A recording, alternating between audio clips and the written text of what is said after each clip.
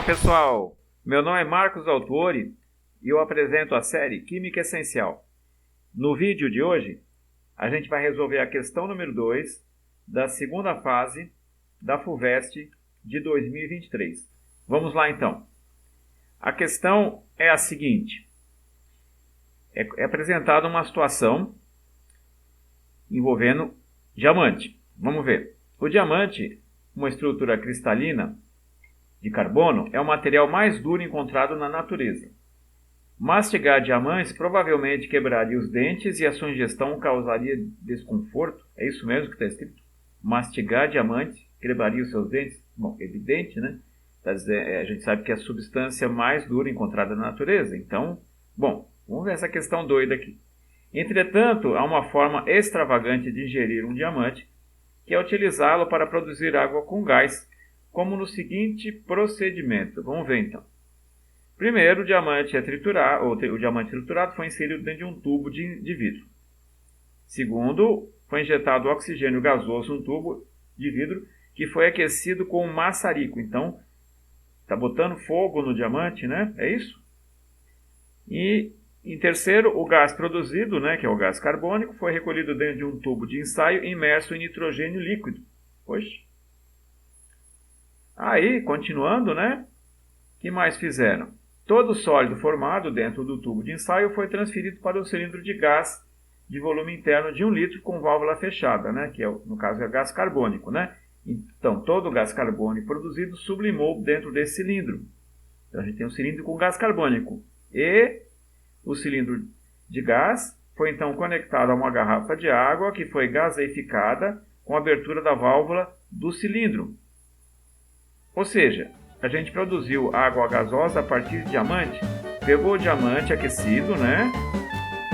Injetou oxigênio, né? Para aumentar a queima dele, né? Para promover a queima dele. O gás carbônico foi resfriado num sistema com nitrogênio líquido, recolhido o gás carbônico, né? Uma máquina doida aqui e tal, para gaseificar uma água, e eu tenho água gasosa. É isso? É isso que o problema está propondo? Bom, é bem doido, né? Será que alguém já fez isso?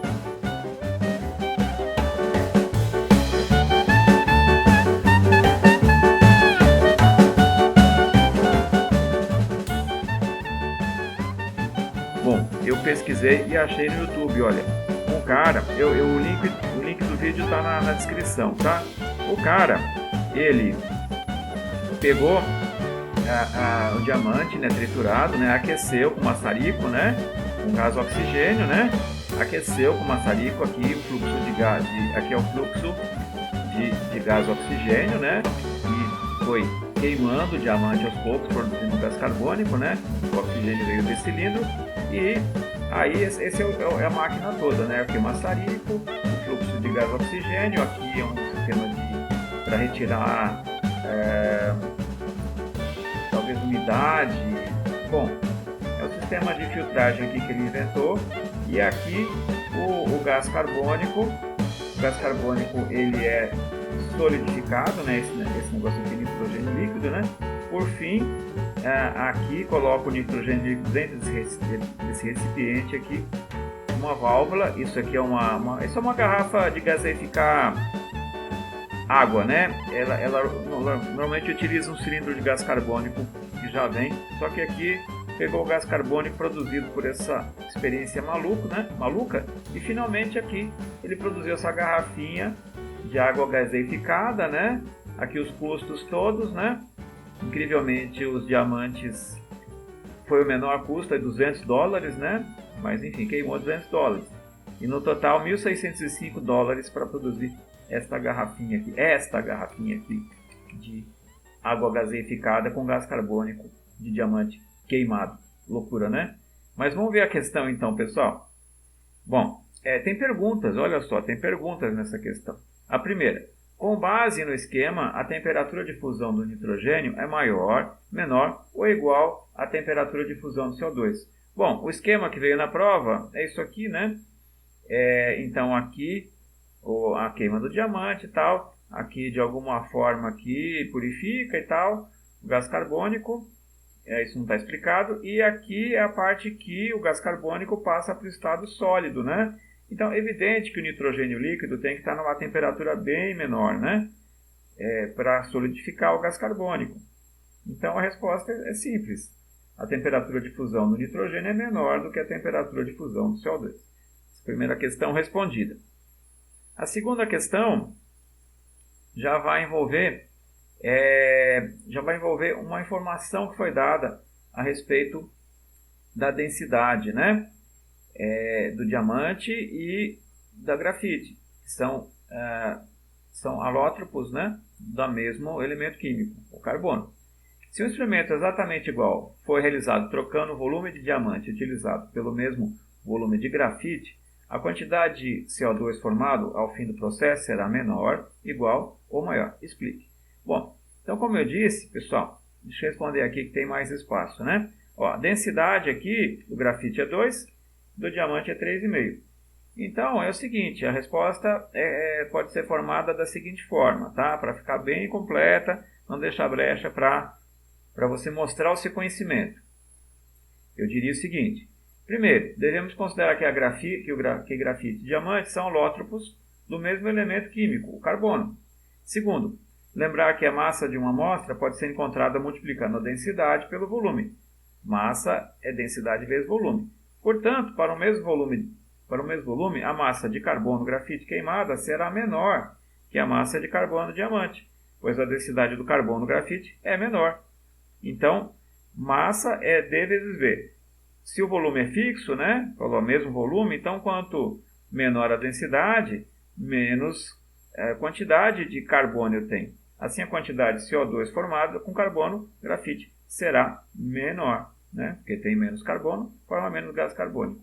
Ok? Questão respondida baseada nessas informações aqui.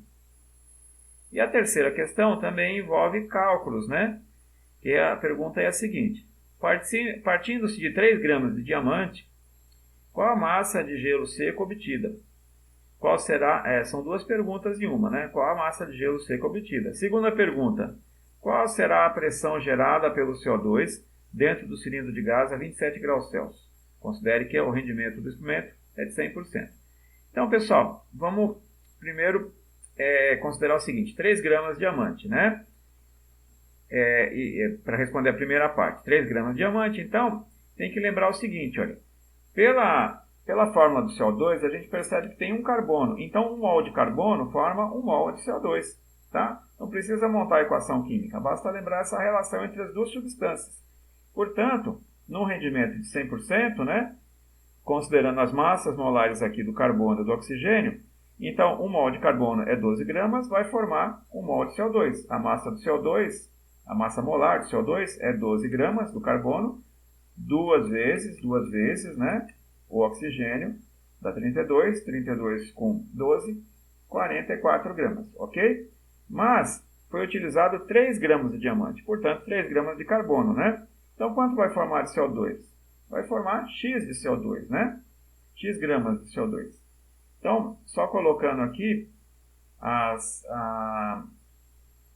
questões aqui para a gente resolver, que tem mais espaço, ó. Então eu só copiei lá e ressaltei aqui, olha, a proporção é essa: 12 gramas de carbono forma 44 gramas de CO2, 3 gramas forma X gramas de CO2, tá? Só deixei numa outra cor aqui para a gente montar a regrinha de 3, ó. 12 está para 3, 44 está para X. Então, quando a gente vai fazer esse tipo de conta, pessoal, vamos esquecer as unidades por enquanto, que evidentemente X aqui vai ser em gramas, né? Então, vamos usar só os números.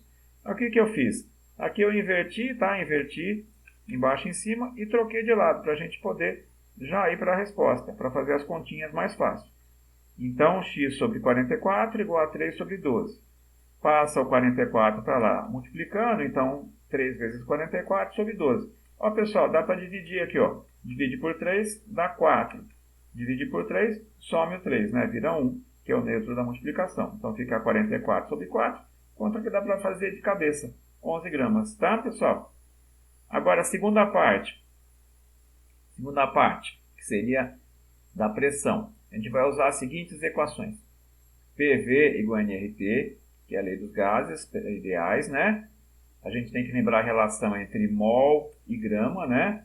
Veja bem, na primeira parte não precisou disso. A gente fez direto por proporção de massa molar, mas agora precisa. Então tem que lembrar que massa dividido por massa molar é a quantidade em mols. Porque na equação dos gases vai N, né? Na verdade não vai o N, a gente vai colocar o M e o M, né? Mas em princípio a equação tem o N aqui. E por último a relação entre Kelvin e Celsius, né? TK igual a TC mais 273. Tem que memorizar algumas equações da química. Vamos lá, os dados são os seguintes. Primeiro, é dado aqui, no próprio problema, a constante universal dos gases ideais, tá? 0,082. A pressão é pedida, não é dada. O volume é 1 litro, a gente pode lembrar lá atrás, foi falado que o cilindro tem 1 litro, né? E o N, né? O N são 11 gramas, que a gente pegou do item anterior, e os 44 gramas por mol, que é a massa molar do gás carbônico. A temperatura é 27 graus Celsius, mas não serve. Não, tem que ser Kelvin. Então, T Kelvin igual a 27 mais 273, T Kelvin, 300 Kelvin. Beleza, agora vamos para a equaçãozinha. Nossa querida equação aqui, a querida. Vamos lá, substituir pelos números. P é o que queremos saber. Volume 1. O N, 11 sobre 44. Ó. N, 11 sobre 44. R, pegamos lá de baixo. Temperatura, 300. Aí o que eu fiz? O 1 some, né? Neutro. Então, olha só que fácil. Ó. Pegou aqui, olha. Dividimos.